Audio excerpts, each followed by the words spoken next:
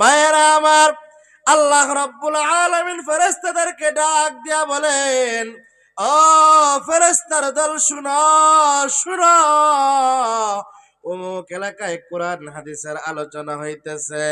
আমার বান্দাগুলা আরামের বিছনা সারিয়া, আরামের ঘর সারিয়া প্রচন্ড শীতের মধ্যে মাহফিলের মধ্যে গিয়ে হাজির হয়েছে। ও ফেরেশতার দল শুনো, তারা এই মাহফিলের মধ্যে কি জন্য গেল রে? ফেরেশতারা ডাক দিয়া বলেন, হে দয়ার মালিক আল্লাহ, জান্নাতের আশায়, জাহান্নাম থেকে মুক্তির আশায়। আল্লাহ রাব্বুল আলামিন ডাক দিয়া বলেন, ও ফেরেশতার দল,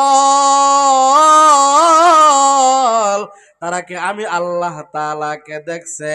বলে না, দেখে নাই। তারা কি আমি আল্লাহ তাআলার বানানো জান্নাত দেখছে? বলে না, দেখে নাই। তারা কি আমি আল্লাহ তাআলার বানানো জাহান্নাম দেখছে? বলে না, দেখে নাই। আল্লাহ রাব্বুল আলামিন ডাক দিয়া বলেন, ও ফেরেশতার দল শুনো, শুনো, তারা আমি আল্লাহ তাআলাকে দেখে নাই, আমি আল্লাহ তাআলার বানানো জান্নাত দেখে নাই, আমি আল্লাহ তাআলার বানানো জাহান্নাম দেখে নাই। ও ফেরেশতার দল শুনো, শুনো, তারা আমি আল্লাহ তাআলাকে না দেখিয়া, আমি আল্লাহ তাআলার বানানো জান্নাত না দেখিয়া, আমি আল্লাহ রাব্বুল আলামিনের বানানো জাহান্নাম না দেখিয়া, আমি মালিকের কাছে জান্নাতের আশা করে আর জাহান্নাম থেকে মুক্তি চায়। ও ফেরেশতার দল শুনো, শুনো, এই সমস্ত বান্দাদেরকে সুসংবাদ জানায় দাও, তাদের আমি আল্লাহ তাদের নাম জাহান্নামের খাতা থেকে কাইটা জান্নাতের খাতার ভিতরে লেখা, জান্নাতের মেহমান বানাইয়া জান্নাতের মধ্যে প্রবেশ করাই দিলাম। জোরে বলেন না সুবহানাল্লাহ। ইয়া ইলাহি तू मेरा माबूद है, या इलाही तू मेरा माशूक है, या इलाही तू मेरा रहमान है, या इलाही तू मेरा रहीम है, या इलाही मी कुनद शम्सु कमर, या इलाही मी कुनद शजरु हजर, अल्लाह अल्लाह मी कुनत अर्दुआ समा, अल्लाह अल्लाह मी कुनद जवा हवा कुफुर शिरक मेरे दिल से दूर कर, मेरे दिल में আশিক হক মামুর কর। ও নৌকাদের মুসলমানের দল, যে জায়গার মধ্যে বসলে আল্লাহ রাব্বুল আলামিন জান্নাতের মালিক বানায় দেয়, জান্নাতের মেহমান বানায় দেয়, আজকের এই জান্নাতের বাগান,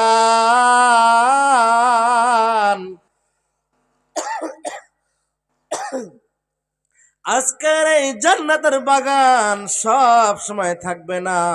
হতে পারে আজকের রাত্রটা আমার জীবনের শেষ রাত্র, জোরে বলেন ঠিক কিনা? হতে পারে আজকের এই বয়ান আমার আপনার জীবনের শেষ বয়ান, হতে পারে আজকের এই বসা আমার আপনার জীবনের শেষ বসা, হতে পারে আজকের এই রাত্র আমার আপনার জীবনের শেষ রাত্র। যদি দুনিয়া থেকে বিদায় নিয়ে যায়, 60 বছর, 70 বছর, 40 বছর, 80 বছর আমার হায়াত শেষ হয়ে গেছে, দুনিয়া থেকে বিদায় নিয়ে যাব, আমার কোরআন কারীমের তেলাওয়াত শুদ্ধ হয় নাই, আমার জিকির আজকার শুদ্ধ হয় নাই, আমার নামাজ কালাম কবুল হয় নাই, মৃত্যুর পরবর্তীতে সময় আলমে বরজখ নামে একটা জায়গা আছে। ওই সময় যদি মালিক জিজ্ঞাসা করে, ও বান্দা, 70 বছর তাকে আমি হায়াত দিলাম, কি কাজে তুমি ব্যয় করেছ?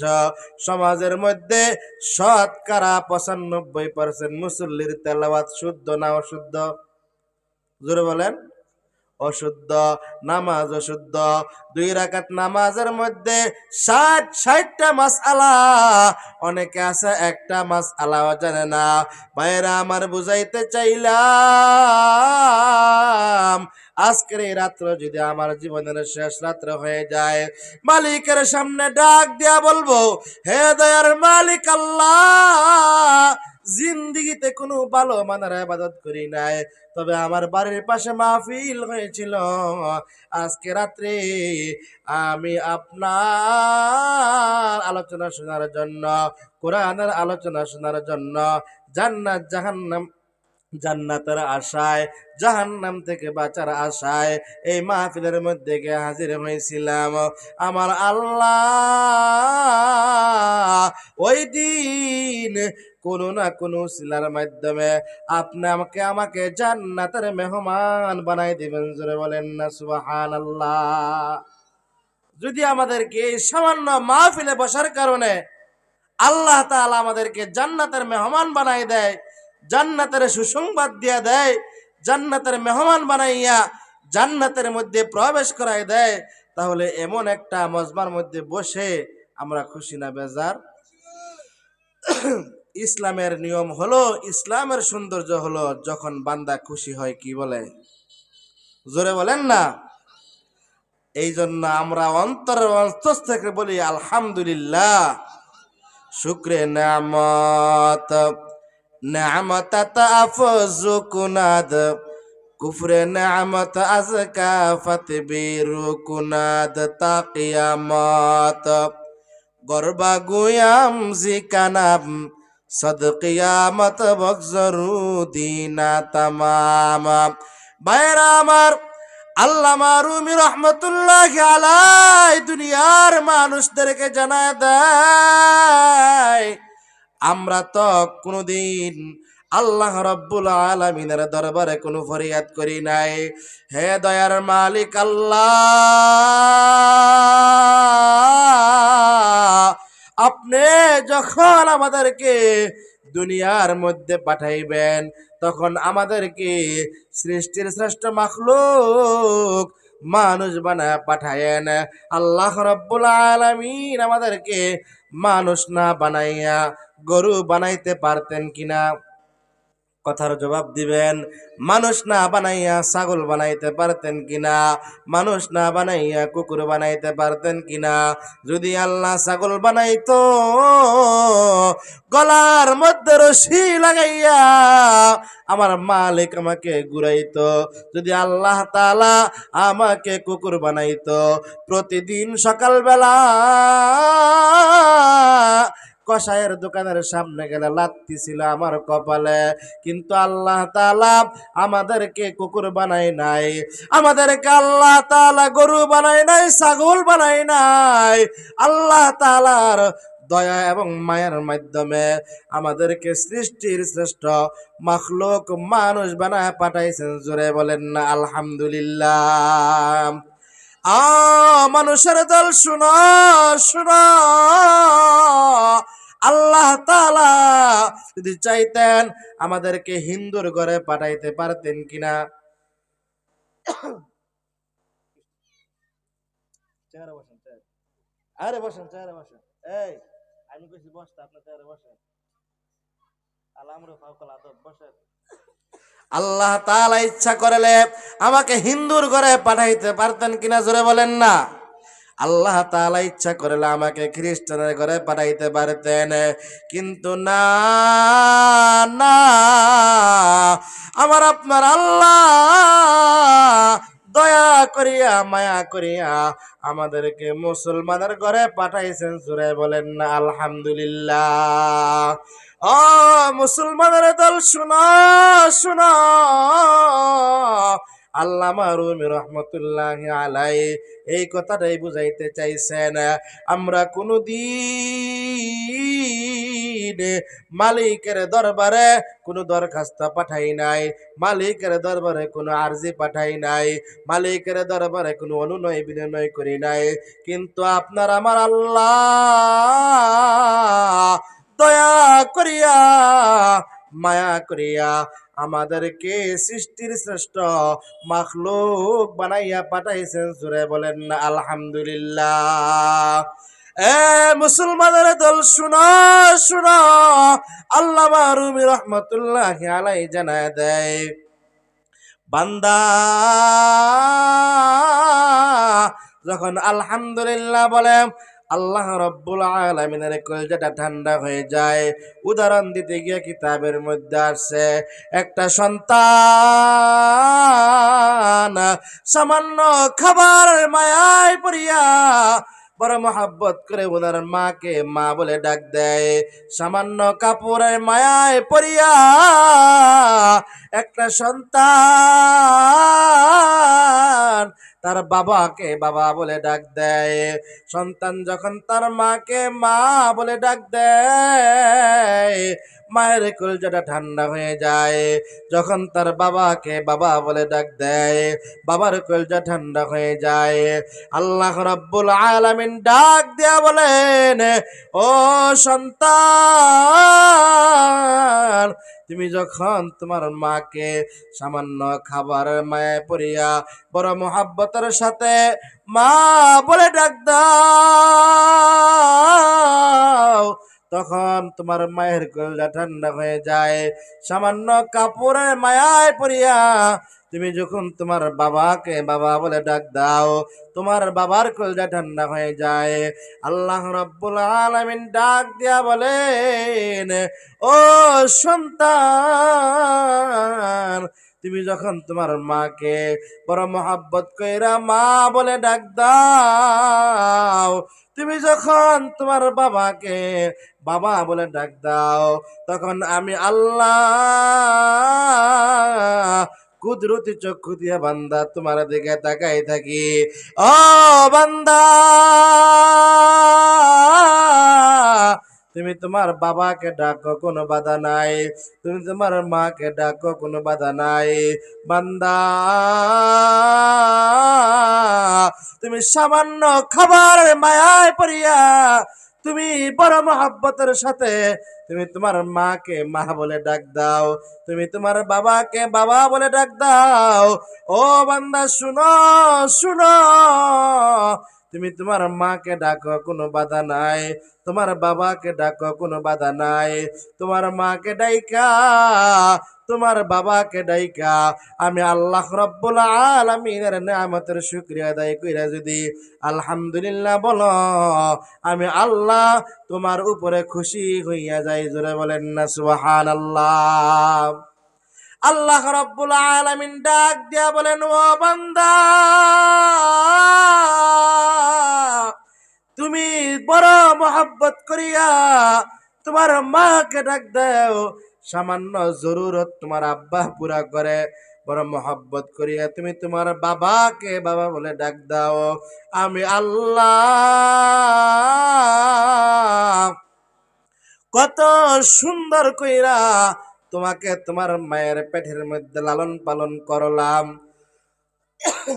কত সুন্দর সিস্টেমে তোমাকে দুনিয়ার মধ্যে নিয়ে আসলাম, কত সুন্দর দুইটা হাত বানাই দিলাম, কত সুন্দর দুইটা পা বানাই দিলাম, কত সুন্দর দুইটা চক্ষু বানাই দিলাম, কত সুন্দর তোমার চেহারা বানাই দিলাম। আমি আল্লাহ খলাকতু বিয়াদাইয়া, আমি আল্লাহ টিপা টিপা তোমার চেহারাটা বানাইলাম। বান্দা,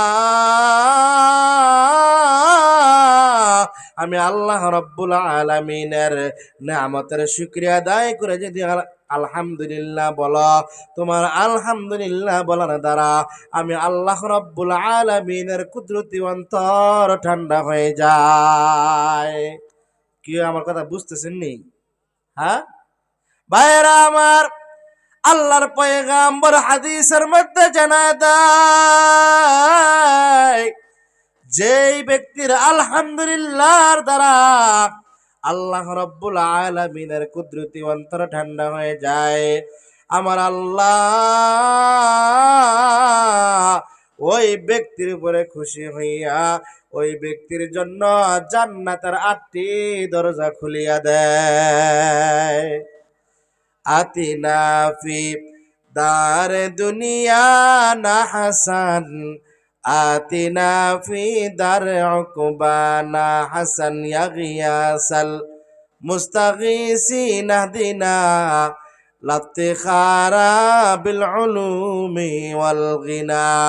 বাইরামার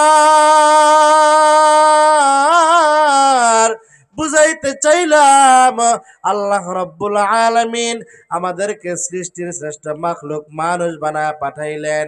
এখান তো নয়, আল্লাহর পয়গাম আল্লাহ রাব্বুল আলামিন আমাদেরকে মুসলমান বানায় পাঠাইলেন। এখান তো নয়, আল্লাহর পয়গাম্বর মুহাম্মদুর রাসূলুল্লাহ সাল্লাল্লাহু আলাইহি সাল্লাতু ওয়াসসালামের উম্মত বানায় পাঠাইছেন। জোরে বলেন না আলহামদুলিল্লাহ। ও নবীর উম্মতের দল, যেই নবীর উম্মত হওয়ার জন্য আদম পয়গাম্বর থেকে ঈসা পয়গাম্বর পর্যন্ত প্রতিটা নবী প্রতিটা মুহূর্ত বারবার মালিকের দরবারে কান্নাকাটি করেছে, হে দয়ার মালিক আল্লাহ, জমানার নবী মুসা না বানাইয়া, জমানার নবী ইব্রাহিম না বানাইয়া, জমানার নবী ইসমাইল না বানাইয়া আখিরি পয়গম্বর সাইয়্যিদুল মুরসালিন খাতামুন নবিয়্যিন আশরাফে আম্বিয়া রাসূল কিবরিয়া সাইয়্যিদুল ইমাম সাইয়্যিদুল বাশার জনাবে মুহাম্মদুর রাসূলুল্লাহ সাল্লাল্লাহু আলাইহি সাল্লাতু ওয়াসসালামের উম্মত যদি বানাইতেন তাহলে আমাদের জীবন ধন্য হয়ে যাইত। জোরে বলেন না সুবহানাল্লাহ। নবীর উম্মতের দল আদম পয়গাম্বর থেকে ঈসা পয়গাম্বর পর্যন্ত প্রতিটা নবী প্রতিনিয়ত প্রতি মুহূর্তে মালিকের দরবারে বিশ্ব নবী মুহাম্মদুর রাসূলুল্লাহ সাল্লাল্লাহু আলাইহি সাল্লাতু ওয়াসসালামের উম্মত হওয়ার জন্য দোয়া করেছেন। কিন্তু আমার আল্লাহ বিনা দোয়াতে বিনা দরখাস্তে আমাদেরকে আল্লাহ তাআলা মুহাম্মদ নবীর উম্মত বানাইছেন, এই জন্য খুশি না বেজার? ও নবীর উম্মতের দল, মুহাম্মদ নবীর কেমন দাম জাননি? শুধু মুহাম্মদ নবীর দাম নয়, মুহাম্মদ নবীর উম্মতের দাম। আল্লাহ রাব্বুল আলামিনের হাবিব সাহাবায়ে কেরামদেরকে সামনে নিয়ে বসা আল্লাহর পয়গম্বর মনে মনে চিন্তা করে, আরে আমি নবীর হায়াত কম, আমার উম্মতের হায়াত কম। পূর্বের জমানার নবীদের হায়াত ছিল বেশি, ওই সমস্ত নবীর উম্মতের হায়াত ছিল বেশি। তাহলে আমি এত অল্প সময়ে আমার উম্মত কিভাবে জান্নাত কামাই করবে? আল্লাহর পয়গম্বরের মনটা অনেক খারাপ। আল্লাহ রাব্বুল আলামিন আয়াত নাজিল করে দিলেন, মান জা আবিল হাসানাতি ফালাহু আশরু আমসালিহা। সূরা বলেন না আল্লাহু আকবার। ও আমার হাবিব,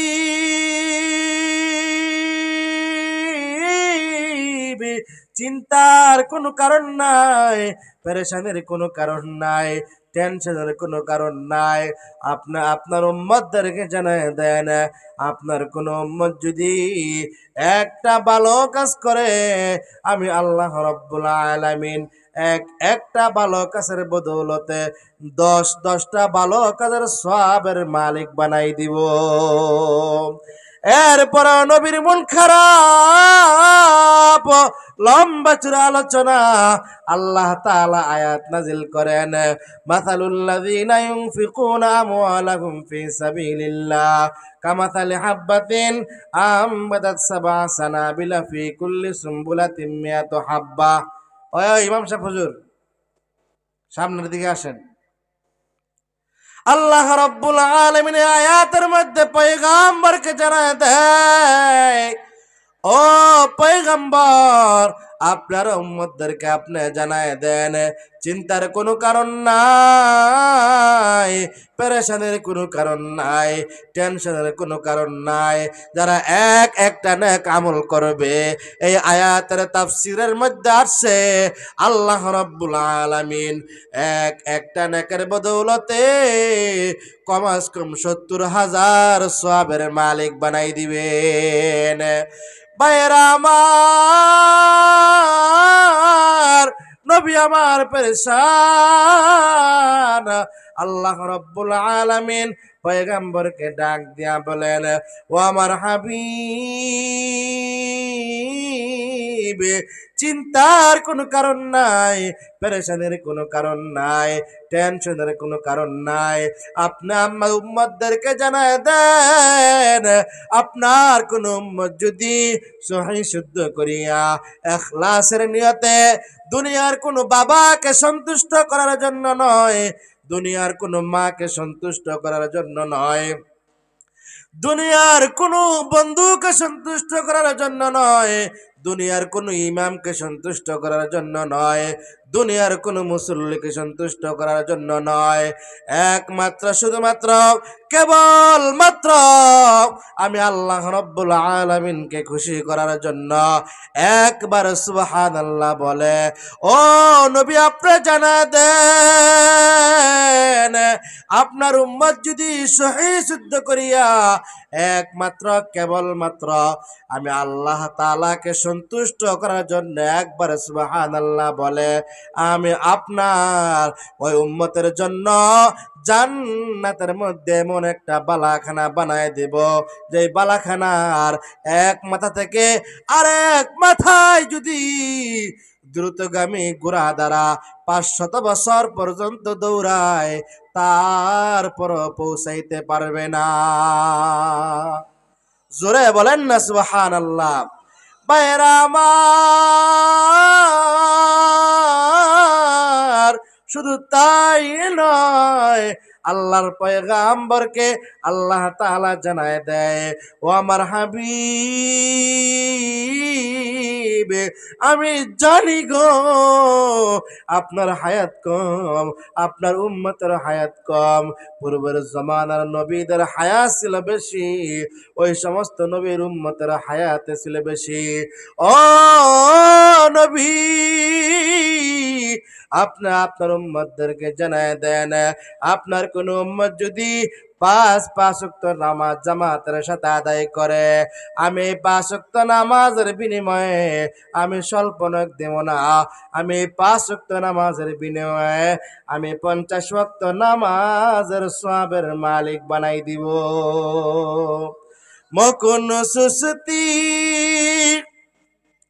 দর নামাজে পাঞ্জে গানা, ফাওয়াইলুল লিল মুসাল্লিন আল্লাযীনা মুমিনারা ই নামাজ আমদাদ দা ইস্তাঈনু আয়াতে কুরআ বখা আয়াতে কদ আফলাহা রায়াদকুন গৌর কুন্দর মানি আজ দিল সাদেকু।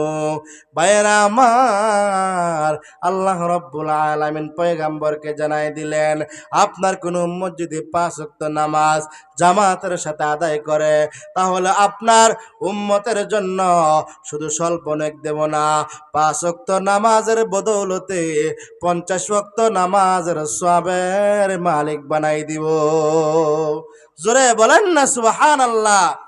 ভাইয়েরা আমার, উলামায়ে কেরাম বলেন, মুহাদ্দিসিনে কেরাম বলেন, মুফাসসিরিনে কেরাম বলেন, যারা ফজরের নামাজ পড়ে না, তারা মুসলমানের কাতারের মধ্যে থাকে না। যারা জোহরের নামাজ পড়ে না, তারা তো খাতার বাইরে। মাহফিলের মধ্যে নামাজের তাগিদ দেওয়া হয়, জিকিরের তাগিদ দেওয়া হয়, কোরআন হাদিসের আলোচনা করা হয়। এরপরেও দেখবেন সারা বাংলাদেশে যখন ঘুরি, বাংলাদেশে এমন কোনো থানা নাই, এমন কোনো জেলা নাই আমি নাজমুল হাসান যাই নাই।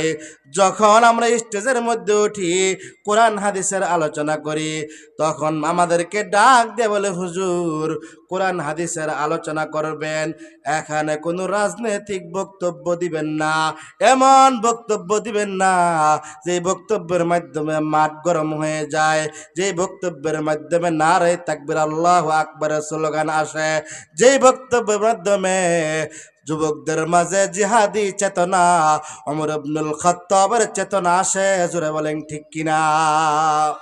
মুহতারাম হাজিরিন, ৯২% মুসলমানের দেশে, আলেম ওলামার দেশে, পীর আউলিয়ার দেশে, মুফতি মুহাদ্দিসদের দেশে, চরমুনাওয়ালাদের দেশে, শাহজালালের দেশে, শাহপানের দেশে, আল্লামা মামুনুল হক সাহেবদের দেশে যখন কোরআন হাদিসের আলোচনা করা হয়, অনেক জায়গায় বাধা দেওয়া হয়। জোরে বলেন ঠিক কিনা? মুহতারাম হাজিরিন, এই বাংলাদেশ মুসলমানদের দেশ, আলেম ওলামাদের দেশ, পীর আউলিয়ার দেশ। এই দেশে যখন সূর্য উঠে আজাদের দলিতে সূর্য উঠে, যখন সূর্য ডুবে আজাদের দলিতে সূর্য ডুবে। মুহতারাম হাজিরিন, এই দেশে আল্লাহু আকবারের ধ্বনি ছিল, আল্লাহু আকবারের ধ্বনি ছিল, এখন আছে। কিয়ামত পর্যন্ত এই দেশের মধ্যে ইসলামের ধ্বনি, আল্লাহু আকবারের ধ্বনি, দ্বীনের ধ্বনি থাকবে। জোরে বলেন ঠিক কিনা? মুহতারাম হাজিরিন, নবী আমার বলে, যারা ৫ ওয়াক্ত নামাজ পড়বে তাদেরকে ৫০ ওয়াক্ত নামাজের সওয়াবের মালিক বানিয়ে দেওয়া হবে। এই জন্য নামাজ কালাম পড়ার দরকার আছে না নাই? চিল্লায় বলেন, নামাজ পড়ার দরকার আছে না নাই? আমরা তো আমাদের দাম, আমাদের শান মান বুঝি না। নবীর মর্যাদা তো বহুত। নবী আলাইহিস সালাতু ওয়াস সালাম যখন মেরাজে গেছেন, ঘটনা শুনছেন না আপনারা? নবী মেরাজে গেছে না? নবী আমার মেরাজে গেছে, প্রত্যেক আসমানের মধ্যে একটা না একটা ঘটনা ঘটেছে।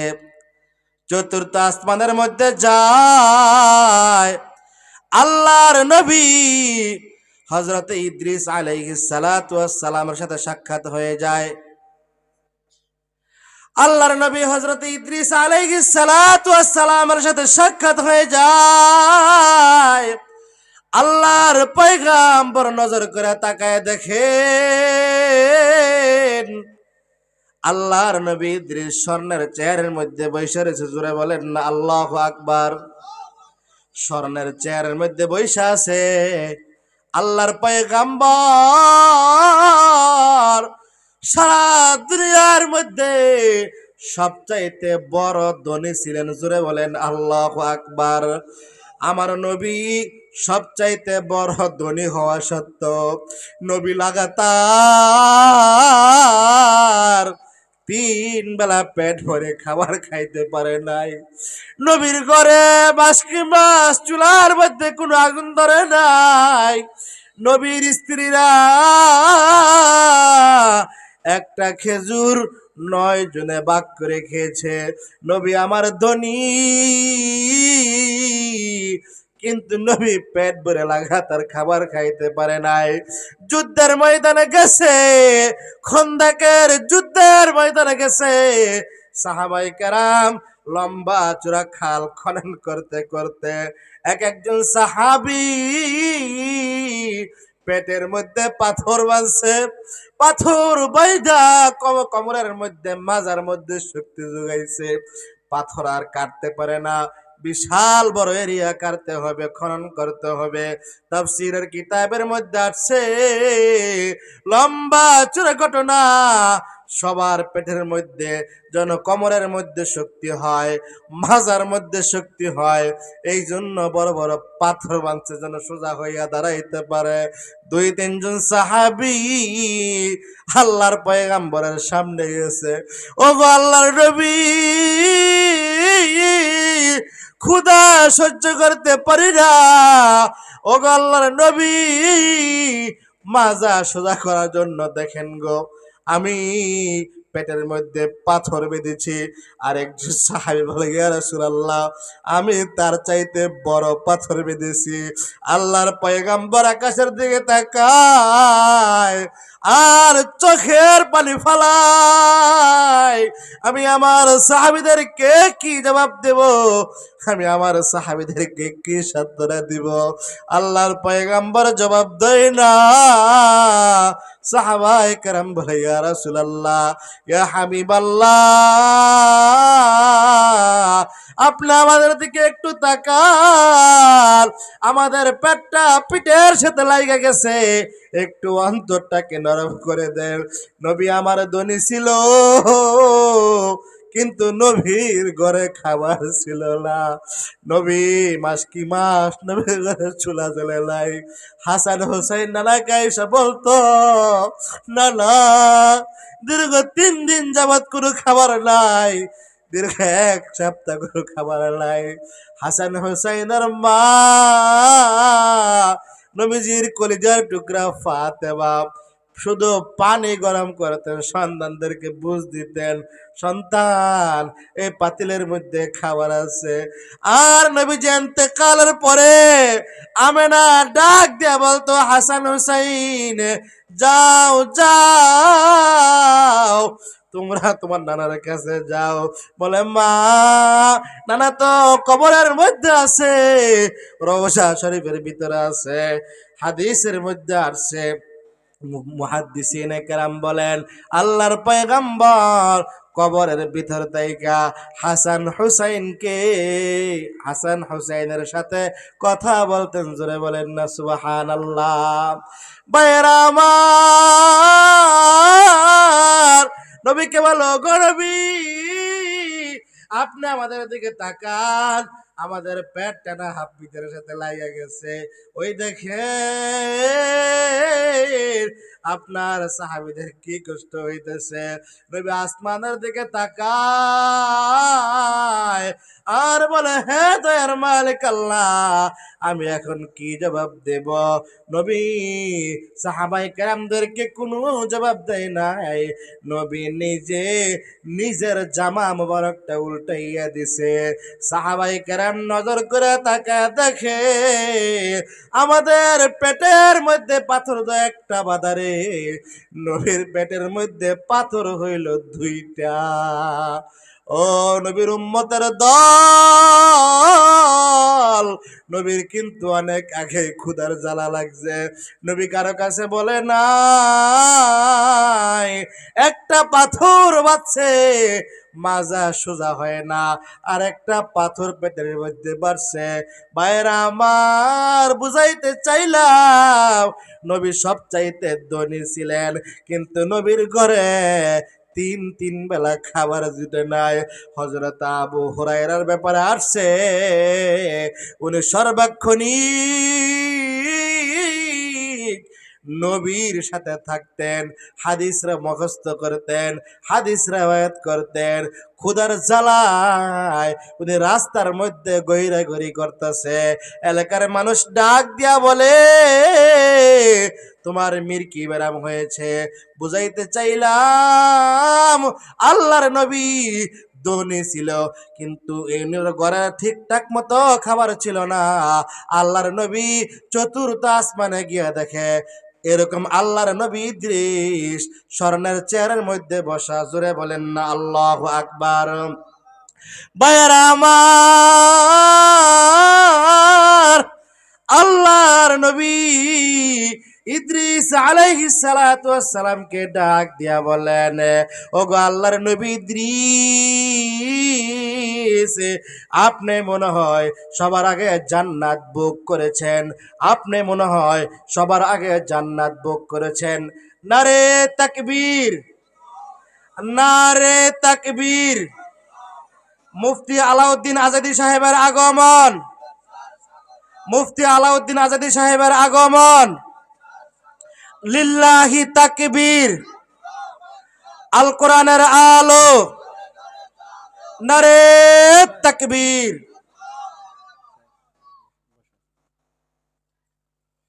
ভাইয়েরা আমার, আল্লাহর নবী বিশ্ব নবী মুহাম্মদুর রাসূলুল্লাহ সাল্লাল্লাহু আলাইহি সাল্লাতু ওয়াসসালাম ডাক দিয়া বলেন, ওগো আল্লাহর নবী ইদ্রিস,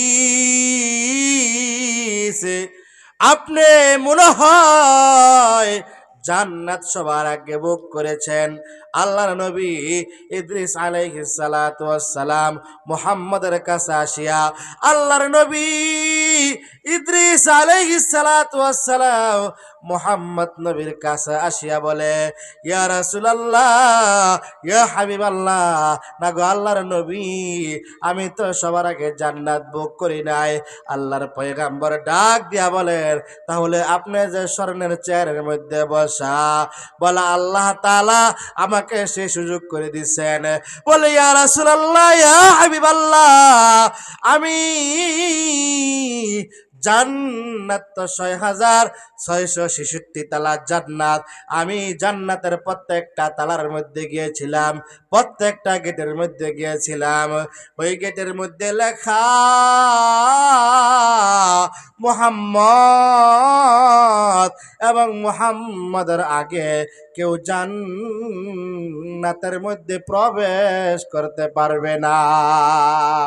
মুহাম্মদ মিদু হামদু খুদা বস্ত, খুদা হামদু মুহাম্মদ মুস্তফা বস, জাহাত কে হে রবুবিয়ত খুদা কা, वहाँ तक है নবুবিয়ত নবী মুস্তফা কা। এই জন্য নবীর উম্মত হইয়া খুশি না বেজার? খুশি না বেজার? অনেক খুশি হইয়া নামাজ পড়ন লাগবো না সারণ লাগবো? কয়ক্ত? একদিন না 2 দিন। ওয়াবুদু রাব্বাকা হাত্তা ইয়াতিয়াকাল ইয়াকিন। জোরে বলেন না আল্লাহু আকবার। মৃত্যু পর্যন্ত নামাজ পড়তে হবে। রাজি আছি তো ইনশাআল্লাহ? নারে তাকবীর। আল কোরআনের আলো ঘরে ঘরে জালো। আজকের মাহফিল সফল হোক, সফল হোক। আমাদের মুরব্বীর সামনে বসা হাফেজ মাওলানা মুফতি আলাউদ্দিন আজাদী হাফিজাহুল্লাহ, উনি আমার মুরব্বী, আমাকে ছোটকাল থেকে দিক নির্দেশনা দিয়ে আসছেন। আরও আপনারা খুশি হবেন যে উনি নারায়ণগঞ্জ জেলার শানে সাহাবা জাতীয় খতিব ফাউন্ডেশনের জেলা সভাপতি। জুড়ে বলেন আল্লাহু আকবার। শানে সাহাবা জাতীয় খতিব ফাউন্ডেশন এমন একটি সংগঠন, মসজিদের ইমাম সাহেবদেরকে যখন মসজিদের মধ্যে রাখা হয় তখন অনেক যাচাই বাছাই করে রাখে। জোরে বলেন। যখন বিদায় করে দেওয়া হয়, ফজরের নামাজ পড়লে জোহরের নামাজের সুযোগ দেওয়া, জোহরের নামাজ পড়লে আসরের নামাজের সুযোগ দেওয়া হয়? দেওয়া হয় না। শানে সাহাবা জাতীয় খতিব ফাউন্ডেশন এমন একটি সংগঠন, যেই সংগঠন সারা বাংলাদেশে মজলুম ইমাম খতিব মুয়াজ্জিনদের অধিকার নিয়ে কথা বলেন, মজলুম ইমাম খতিবদের পাশে থাকেন, আলেম ওলামাদের পাশে থাকেন। আমাদের এলাকায় আমরা যারা আছি অনেকে অনেক রাজনীতি করি, এই দল করি সেই দল করি, কিন্তু আল্লাহর এই বান্দা উনি এমন এক দল করেন যেই দলে থেকে উনি মজলুমদের কথা শুনেন, মজলুমের চোখের পানির ভাষা বুঝেন, মজলুম ইমাম খতিব মুয়াজ্জিনদের অধিকার নিয়ে কথা বলেন, আলেম ওলামাদেরকে সেবা দিয়ে থাকেন। আল্লাহ তাআলা যেন হযরতের এই খেদমতটাকে কবুল করে নেয়। সকলে বলেন আমিন। হযরত চলে আসছে, আলোচনা করবেন। আপনারা যারা বাহিরে আছেন মেহেরবানি করে চলে আসেন। আজকের মাহফিলের বিশেষ মেহমান, উনি আপনাদের সামনে আলোচনা করবেন।